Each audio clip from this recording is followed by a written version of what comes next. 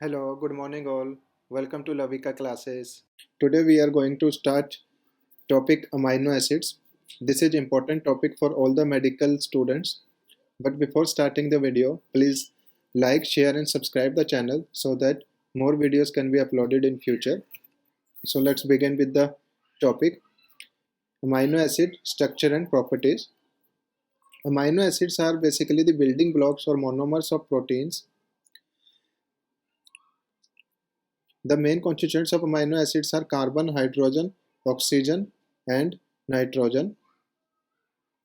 Amino acids, as the name itself indicates, contain an amino group as well as an acidic group, that is carboxylic acid. The basic structure of amino acids contain amino group, carboxylic group, hydrogen atom, and R chain.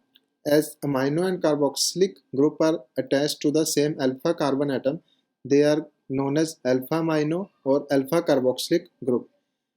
All the amino acid differ with one another on the basis of side chain only, that is R group. There are total 22 different amino acids which are incorporated into the proteins by ribosomes, and these are known as standard amino acids. Of all the 22 amino acids, the simplest amino acid is glycine, which contain hydrogen atom as its R group. Proline is a unique amino acid as its amino group is involved in the ring structure formation with side chain. So the proline will contain amino group instead of amino group. All the amino acid incorporated into the proteins are alpha amino acids, but some beta amino acids are also occur naturally. In beta amino acids, the amino group is attached to the beta carbon instead of alpha carbon. Amino acids are usually denoted by 3-letter code or 1-letter code. The 3-letter code is simply the first 3 letters of a given amino acid. For example, in case of glycine, the 3-letter code is GLY. But the 1-letter code is quite confusing. The 1-letter code for amino acid was given by Margaret Oakley de Hoop. This 1-letter code is really useful while writing the sequence of the amino acid. For unique amino acids, 1-letter code is simply the first letter of the given amino acid. 5 amino acids with non-redundant name, that is 6 amino acids with non-redundant name like cysteine, histidine, isoleucine, methionine, serine and valine. Their first letter 1-letter code is simply C for cysteine, H for histidine, I for isoleucine, M for methionine, S for serine and V for valine. For other amino acids, the first letter is not unique, but it is given to the most common amino acid in the protein. For example, L is given to leucine instead of lysine because leucine is more prominent than lysine. So 5 amino acids like alanine is given A, glycine is given G, leucine is given L, proline is given P and threonine is given T for their 1-letter code. Some of the amino acids like 4 amino acids arginine, phenylalanine, tyrosine and tryptophan given their 1-letter code based on their phenotypic sounds. Like for example, in case of arginine, it is given R. The rest of the amino acids like aspartic acid, asparagine, glutamic acid and glutamine is given their 1-letter code based on the letter found within the amino acid. For example, D for aspartic acid, and for asparagine, E for glutamic acid and Q for glutamine. The last one, lysine, is given 1-letter code as K just because K is closest to L in the alphabet series. So now let's discuss some of the properties of amino acids. All amino acids are optically active except one. Uh, what is optically active compound? The optically active compounds are the molecules that can rotate the plane of the polarized light either in the clockwise, that is the right direction, or in the anti-clockwise, that is the left direction. If they rotate the plane of polarized light in clockwise direction, they are known as dextrorotatory, while in anti-clockwise they are called levorotatory. You can remember this like left is start with L, and if the molecule rotate the plane of polarized light toward left, it will be levorotatory, that also start with L.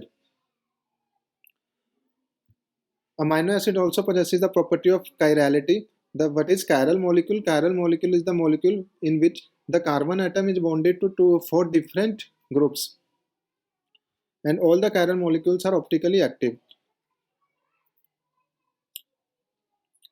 As opposite to chiral molecules, achiral molecules don't possess chirality. All the amino acids are chiral except glycine, in which the carbon is bonded to two hydrogen atom, one amino group and one carboxylic acid.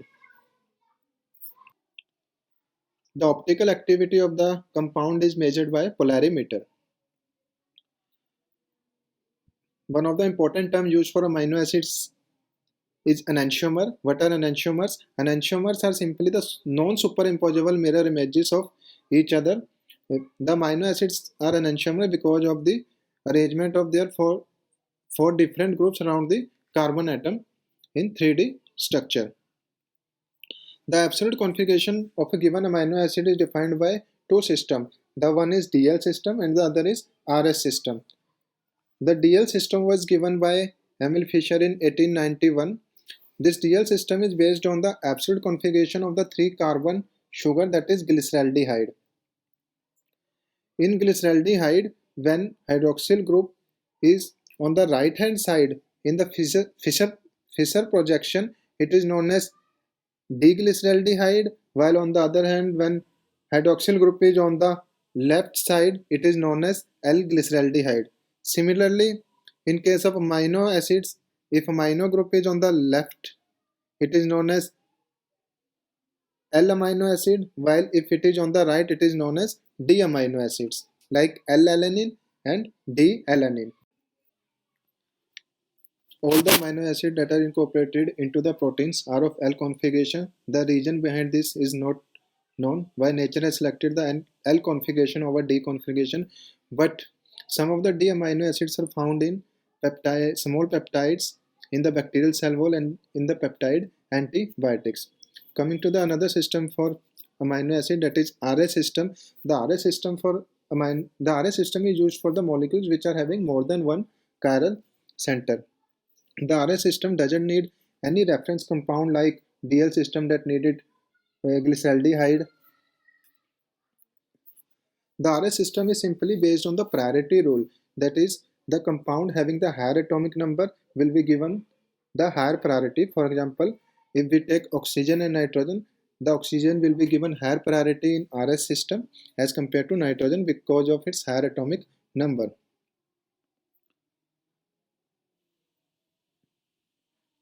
Some of the priorities of the important constituents are given in this order. Let's explain this RS system taking example of alanine. In alanine, we have four group attached, that is NH2, COOH, CH3 and hydrogen. So the priority rules follow, as the NH2 will be given the highest priority while the hydrogen atom will be given the lowest priority. So in RS system, the alanine will be viewed from the lowest priority atom, that is hydrogen, and if all other three groups decreases in priority in clockwise direction, it is known as R form. While if they decrease in the anti-clockwise direction, it is known as S configuration. All amino acids in the proteins have S configuration except cysteine, which have R configuration. Let's discuss some of the standard terminologies for the amino acid. Like standard amino acids, as I already told, standard amino acids are those which are incorporated into the proteins by ribosomes. There are around 22 standard amino acids. Non-standard amino acids occurs naturally into the cells, but they are not occur as a part of the protein. For example, ornithine, citrulline, etc. Essential amino acids are those amino acids which are not synthesized by the body and therefore required in the diet. There are total 9 amino acids which are essential for the body, and these are histidine, isoleucine, leucine, valine, methionine, threonine, lysine, phenylalanine, and tryptophan. While non-essential amino acids are synthesized by the body and therefore does not require in the diet. Another classification for the amino acid is based on the product they breaks down, like mixed amino acid, glucogenic and ketogenic. Ketogenic amino acids give rise to acetyl CoA, while the glucogenic amino acids give rise to pyruvate or the Krebs cycle intermediates that can be converted further into the glucose with the help of gluconeogenesis. Mixed amino acids are those which can give rise to both pyruvate or acetyl CoA. There are only two amino acids that is purely ketogenic. Those are lysine and leucine, while 5 amino acids are mixed amino acids. Those are tryptophan, phenylalanine, tyrosine, isoleucine, and threonine, while all others are purely glucogenic. Now let's classify the amino acids based on their side chain. First is non-polar aliphatic containing R group amino acids. In this category, we have 7 amino acids which contain non-polar hydrophobic R group. So this is difficult to remember as such, but we can remember this classification like this. In R group, non-polar aliphatic R group, we have all the branched chain amino acid, that is valine, leucine, isoleucine. The simple form of the simple amino acids like glycine and alanine, and the proline which contain the ring structure, and the methionine which contain the thioester group, that is hydrophobic. Another category is polar uncharged R group. In this category, we have 5 amino acids. For example, serine and threonine, they both contain the hydroxyl group which can form the hydrogen bond with water and therefore they are soluble in water. Cysteine, which contain the SH group that can form hydrogen bond with water, while in asparagine and glutamine we have amide group that can form hydrogen bonds with water. Next is aromatic amino acids. We have 3 amino acids that contain the aromatic ring, that is phenylalanine, tyrosine, and tryptophan. Next is positively charged amino acids. In this category also we have 3 amino acids, that is lysine, arginine, and histidine. The positively charged amino acids carry the net positive charge at pH 7. Similarly, the negatively charged amino acids are the amino acids which contain the negative charge at the pH 7. And in negatively charged amino acids we have aspartate and glutamate. Coming to the property of amino acid, that is titration of amino acid. Amino acid behave as a weak acid or base due to the presence of ionizable group in the form of carboxylic group or amino group, as well as along with their ionizable side chain in some of the amino acid. The molecule which behave as a both weak acid or base are known as amphoteric molecules. The quantitative relationship between the weak acid and its conjugate base can be given by Henschel-Hasselbalch equation. The ionization of a weak acid into a proton and its conjugate base is given as pH is equal to pKa plus log conjugate base upon weak acid. This equation is important for the calculation of pH at a given pKa and with a molar ratio of proton donor and acceptor. The value of pH becomes equal to pKa when the concentration of conjugate base or its corresponding acid becomes equal. Let's start the titration of amino acids. Here we will discuss two of the amino acid titration. One is with the ionizable side chain and the other one is with non-ionizable side chain. So let's start with non-ionizable side chain amino acid, that is alanine.